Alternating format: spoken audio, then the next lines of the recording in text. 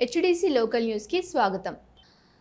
సిద్దిపేట జిల్లా ఉస్నాబాద్ విద్యుత్ శాఖ డిఈ కార్యాలయం ఎదుట తెలంగాణ విద్యుత్ artisan employees joint action committee పిలుపు మేరకు ఆర్టిజన్ ఉద్యోగులు చేపట్టిన నిరవధిక సమ్మె 3వ రోజుకు చేరుకుంది.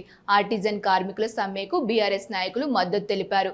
తమను సంస్థలో విలీనం చేసుకోవాలనే ప్రధానమైన డిమాండ్తో సమ్మె చేస్తున్నామని, రాష్ట్ర ప్రభుత్వం సంస్థ యాజమాన్యం పట్టించుకోవడం లేదని ఆర్టిజన్ కార్మికులు వాపోయారు. ఆర్టిజన్ ఉద్యోగులను కన్వర్షన్ చేసి సంస్థలో పనిచేస్తున్న ఇతర ఉద్యోగులకు కల్పిస్తున్న అన్ని సౌకర్యాలు కల్పించాలని డిమాండ్ చేశారు. చాలని జీతాలతో వెట్టి చాకరీ చేస్తున్నారని ఆవేదన వ్యక్తం చేశారు. రాష్ట్ర ప్రభుత్వం సంస్థ యాజమాన్యం వెంటనే స్పందించి ఆర్టిజన్ కార్మికులకు ఉద్యోగ భద్రత కల్పించాలని బీఆర్ఎస్ నాయకులు డిమాండ్ చేశారు. మేము జేఏసీ ఆధ్వర్యంలో సమ్మె చేస్తున్నాము. ఈ సమ్మెలో భాగంగానే ఆర్టిజన్స్, అన్మ్యాన్ కార్మికులు, పీసీడీ కార్మికులుగా దఫాలుగా మేము కష్టపడుతున్నాము. ముఖ్యంగా అన్మ్యాన్ కార్మికుడు అంటే ఆడలేడు ఈడలేడు అంతటా ఉన్నవాడే అన్మ్యాన్ కార్మికుడు. పిట్టలా రాలిపోయేది ఎవరయ్యా అంటే ఏకైక అన్మ్యాన్ కార్మికుడు ఒకటే. 1607 మందిలో 200 పైగా అన్మ్యాన్ కార్మికులు పిట్టలా రాలిపోయి చనిపోయినారు. వాళ్ళ బతుకులు ఎలా ఉన్నాయంటే రోడ్డు మీద పడి దయదీయంగా ఒక పూటకు లేని పరిస్థితిలో ఉన్నాము. వాళ్ళకు ఉద్యోగ భద్రత కూడా లేదు. ఆ విషయాలను అయినప్పటికీ కూడా ఇంతవరకు ప్రభుత్వము యాజమాన్యము మాపై సబితల్లి రీతిగా ప్రేమ చూపిస్తూ మమ్మల్ని పరిపాలన చేస్తుండు. ఇబ్బందిగా చాలా ఉంది. ఇప్పటికైనా మమ్మల్ని గుర్తించి మమ్మల్ని సంస్థలో విలీనం చేసుకోవాలనే ఒక ప్రధాన డిమాండ్తోనే మేము సమ్మెలకు వచ్చినాము. జేఏసీ ఆధ్వర్యంలో మేము ఇంకా సమస్య తీరేంత వరకు సమ్మె చేస్తాము. అవసరమైతే ఆమరణ నిరాహార దీక్ష చేయడానికి కూడా మేము సిద్ధంగా ఉన్నామని చెప్పేసి ఈ యొక్క సభాముఖంగా నేను చెప్పుకుంటున్నాను. Okay sir. టీవీఐ జేఏసీ రాష్ట్ర పిలుపు మేరకు ఈరోజు 3వ రోజు సమ్మె కొనసాగుతూ ఉంది. విద్యుత్ శాఖలో పనిచేస్తున్న 20,000 మంది కార్మికులందరూ ఇలా ఈ సమ్మె చేయడానికి ముఖ్య ఉద్దేశం ఏంటంటే కార్మికులందరికీ ఒక సంస్థలో ఒకే రూల్ ఉండాలి.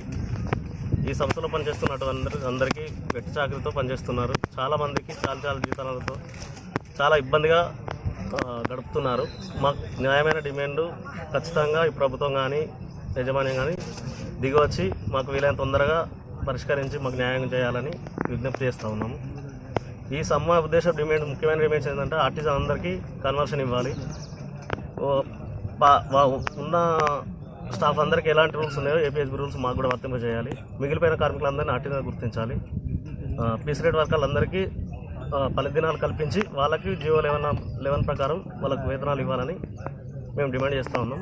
దీనికి మద్దతుగా వచ్చిన బీఆర్ఎస్ నాయకులందరికీ ప్రత్యేక ధన్యవాదాలు. విద్యుత్ ఆర్టిజన్ ఎంప్లాయీస్ జేఏసీ రాష్ట్ర కమిటీ పిలుపు మేరకు మేము దశల వారీగా మా యొక్క న్యాయమైన డిమాండ్ల కొరకు నిరసన కార్యక్రమం చేపట్టాము. అయినా కూడా ప్రభుత్వం ప్రభుత్వం స్పందించకపోవడంతో మేము తేదీ 8వ తారీఖు నాడు ఉదయం 9 గంటల నుంచి సమ్మెలోకి వెళ్ళడం జరిగింది. ఈరోజు సమ్మె 3వ రోజు కాబట్టి మాకు ఇప్పటివరకు కూడా ప్రభుత్వం కానీ యాజమాన్యం కానీ ఎలాంటి చర్చలకు పిలవడం లేదు. దయచేసి ఇప్పటికైనా మా న్యాయమైన డిమాండ్లకు సాధన కొరకు మేము ఎన్ని రోజులైనా సమ్మె చేయడానికి సిద్ధంగా ఉన్నాం. మా సమస్యలు పరిష్కరించేంత వరకు కూడా మేము ఇలాగే ముందుకెళ్తామని తెలియజేస్తున్నాం. ఈ రాష్ట్ర జేఏసీ ప్రధానమైన డిమాండ్లను పెట్టడం జరిగింది. ఎందుకంటే ఉద్యోగ భద్రత కావాల్సిన అవసరం ఉన్నది. ఒక పెద్ద విద్యుత్ సంస్థలో పనిచేయడం ఇది ఎంత టైం ఇవ్వాల్సిన అవసరం వస్తుందంటే విద్యుత్ సంస్థకు అంత కనీసం కొంత సంపాదన సంపాదించుకున్నా కూడా కొంత సమయాన్ని ఇవ్వాలని చెప్పేసి ఆలోచనతో మీరందరూ ఈ ప్రధానమైన డిమాండ్లలో అనేక రోజులుగా కష్టాలు పడుతున్నారు. ఇప్పుడే అన్న చెప్పినట్టు ఎస్పీఎం కార్మికులు కూడా రావాల్సిన అవసరం, ఎందుకంటే వాళ్ళు కూడా ప్రధానమైన డిమాండ్ వాళ్ళకు కూడా ఉన్నది. కాబట్టి ఒక ట్రాన్స్ఫార్మర్ 2 ట్రాన్స్ఫార్మర్లు చేస్తే కమిషన్ కాకుండా ప్రధానంగా ఒక విద్యుత్ సంస్థనే ఒక కనీస వేతనం ఇస్తే వాళ్ళు కూడా కొంత బాగుపడే పరిస్థితి ఉంటుంది. అదేవిధంగా బిల్డింగ్ సంబంధించినది పొద్దున్నేస్తే వారం 10 రోజులు మినిమం బిల్డింగ్ కొడితేనే డిపార్ట్మెంట్కి ఆదాయం ఉంటుంది. అది చేసే పరిస్థితి లేదు. అందుకోసమే న్యాయమైన డిమాండ్స్ కోసం మీరు అందరూ చేస్తున్నారు కాబట్టి తప్పకుండా మీరు చేసే పోరాటానికి మా వంతుగా మద్దతు ఇస్తాం. ప్రభుత్వం కూడా స్పందించాల్సిన అవసరం ఉన్నది. విద్యుత్ ఇంత పెద్ద రాష్ట్రంలో ఇంత పెద్ద ఎత్తున ఉద్యమం జరుగుతుంటే ఈ రాష్ట్ర ప్రభుత్వం కూడా పట్టించుకోవాల్సిన పరిస్థితి లేదు. ఇప్పటికైనా పిలవాల్సిన అవసరం అని చెప్పేసి సందర్భంగా కాంగ్రెస్ ప్రభుత్వాన్ని డిమాండ్ చేస్తున్నాం. మన దగ్గర కూడా గౌరవ మంత్రి పొన్నం ప్రభాకర్ గారు ఉండడం జరిగింది. రాష్ట్రంలోనే మంత్రివర్గంలో ఒక చురుకైన మంత్రిగా పనిచేస్తున్నారు. వాళ్ళు కూడా ఈ సందర్భంగా విజ్ఞప్తి చేస్తున్నాం. మీ న్యాయమైన డిమాండ్స్ను ప్రభుత్వం దృష్టి తీసుకోవాల్సిన అవసరం ఉంటుంది. డిపార్ట్మెంటల్ దృష్టి తీసుకెళ్ళి మిమ్మల్ని చర్చలు పిలిచి మీ సమస్యల పరిష్కారం కోసం కృషి చేయాలని చెప్పి ఈ సందర్భంగా వాళ్ళు కూడా కోరుతున్నాం. ఈ రాష్ట్రంలో మీరే కాదు, మీ పక్షాన అనేక మంది లక్షలాది మంది కార్మికులు ఉంటారు. ఇక్కడ కూడా ఉస్మానాబాద్ డివిజన్లో కూడా మీ పక్షాన రాజకీయ పార్టీలు ఉంటాయి, కార్మిక సంఘాలు ఉంటాయి. మీకు ఏ ఇబ్బందులు ఇచ్చినా కూడా, మీకు ఏ సమస్యల కోసం ఈ సమస్యల కోసం పోరాటం చేస్తూ తప్పకుండా రావాలని చెప్పి మీరందరూ కోరితే తప్పకుండా మేము కూడా ఈ ప్రభుత్వంపై ఒత్తిడి ఇచ్చేందుకు, డిపార్ట్మెంటల్పై ఒత్తిడి ఇచ్చేందుకు మా వంతు ప్రయత్నం కూడా చేస్తామని చెప్పి సందర్భంగా కోరడం జరిగింది. గతంలో కూడా ఆర్టీసీ కార్మికులు సమ్మె చేస్తే 64 రోజులు ఈ ప్రాంతంలో, ఇది ఉద్యమాల గడ్డ, ఉద్యమాల ప్రాంతం, ఇక్కడ ఉద్యమానికి సహకరించి వాళ్ళు 64 రోజులు చేసిన సమ్మెకు ఇక్కడ రాజకీయ పార్టీలు కానీ వివిధ కార్మిక సంఘాలు కానీ సహకరించి ఉద్యమాన్ని నడిపిన చరిత్ర ఉన్నది.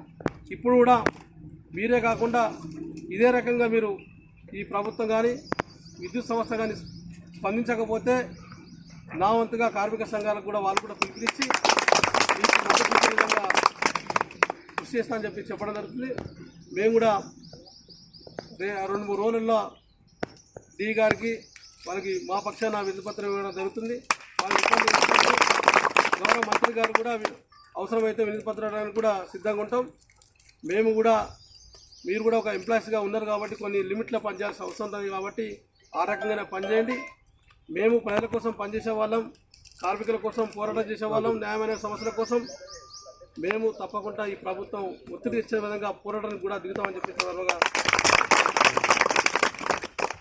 ఇక్కడ కూడా మీ అందరినీ కోరుకోవడం జరుగుతుంది. ఎందుకోసం అంటే ఈ సమ్మె మనందరిది అనుకోని చెప్పేసి మీరందరూ భావించి ప్రతి వాళ్ళు ఎవరైతే పనిచేస్తున్నారో ఆపరేటర్గా కానీ, ఎస్పీఎం పనిచేసిన కానీ, బిల్లు కానీ సంబంధించి గ్రౌండ్ లెవెల్లో పనిచేసే వాళ్ళందరి న్యాయమైన డిమాండ్స్ కాబట్టి మీరు అందరం ఐక్యంగా ఉంటాం.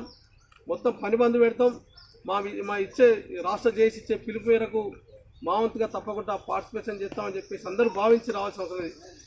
ఎందుకోసం అంటే ఒత్తిడి చేసి తీసుకురావడం కాదు, మన సమస్య, మన జీవితాల కోసం బాగుపడే సమస్య, మన కుటుంబం కోసం బాగుపడే సమస్య ఇది. మనం పొద్దంతా కష్టపడి పనిచేస్తున్నాం, మనకు భద్రత లేని పరిస్థితి ఉన్నది, కనీస వేతనాలు లేని పరిస్థితి ఉన్నది. ఇది బాగుపడాలంటే మనం కష్టపడాలి. ఏదో సమ్మె నడుతుంది రావాలి పోవాలన్నట్టు కాదు. మీరు నడిచే సమ్మెను ప్రభుత్వం దృష్టి తీసుకెళ్లేందుకు అరే వీళ్ళంతా ఐక్యంగా ఉన్నారు, వీళ్ళంతా పోరాటం చేస్తారు అని చెప్పే విధంగా ఈ ప్రభుత్వం దృష్టి తీసుకెళ్ళేందుకు మీరందరూ భావించాలి. రాజేరా ఎల్లేరా మల్లేరా అది రవీంద్ర రెడ్డిరా ఎల్లేరా అన్నట్టు ఉండద్దు. మాది సంఘం నడుపుతుంది మీ సమ్మె, మేము అందరం వినుటిగుండం. తప్పకుండా పొద్దున 8 గంటలకు 10 గంటల వరకు 10:30 వరకు టైం ఇచ్చిన ప్రకారం మీరు ఏదైతే దీక్ష శిబిరాలు చేరుకోవాల్సిన అవసరం లేదు. అప్పుడే మీరందరూ ఐక్యంగా ఉండి పోరాటం చేసినట్టు లెక్క కనబడుతుంది. లేకపోతే మీ దగ్గర యూనిట్ లేకపోతే ప్రభుత్వం కూడా అదే రకంగా ఉంటుంది, వీళ్ళ దగ్గర యూనిట్ లేదని చెప్పి భావిస్తుంది, ఈ సంస్థ కూడా అదే రకంగా భావిస్తుంది. కాబట్టి తప్పకుండా దయచేసి ఇది మన సమ్మె, మన కుటుంబం చేసే మన జీవితం కోసం సమ్మె కాబట్టి సమ్మెలో మీరు అందరూ పాల్గొనే విధంగా చూడాలని కోరుతాం. ఎందుకోసం అంటే మీరు చేసే వందలాది మంది ఇలా ప్రభుత్వం దృష్టి చూస్తే రోజు హుస్నాబాద్ డివిజన్లో టెంట్ ఏర్పాటు చేసారు, వీళ్ళు సమ్మె నడుపుతారు, 100 ఎంతమంది వస్తున్నారని చెప్పి రోజు రిపోర్ట్ ఇంటెలిజెన్స్ ద్వారా రిపోర్ట్ పోవడం జరుగుతుంది. అప్పుడు మీకు ఇబ్బంది అయితే యూనిట్ లేక వల్ల మీకు వచ్చే న్యాయమైన డిమాండ్స్ కూడా ప్రభుత్వం కానీ సంస్థ కానీ కొంత పరిష్కరించడం కూడా ఆలస్యం చేసే పరిస్థితున్నది. అదే మీ న్యాయమైన డిమాండ్స్ కోసం వీళ్ళందరూ ఐక్యంగా ఉండి పోరాటం చేస్తే అది వీళ్ళందరూ నిజంగా కొట్లాడతారు. వీళ్ళకు కొత్త విభేదాలు తీసుకొచ్చిన పరిస్థితుల్లో కూడా సంఘంలో కానీ మీ మధ్యలో ఉన్నా కూడా వాళ్ళందరినీ కన్విన్స్ చేయాల్సిన అవసరం ఉన్నది. ఎందుకోసం అంటే కామన్గా వస్తుంటాయి ఇట్లా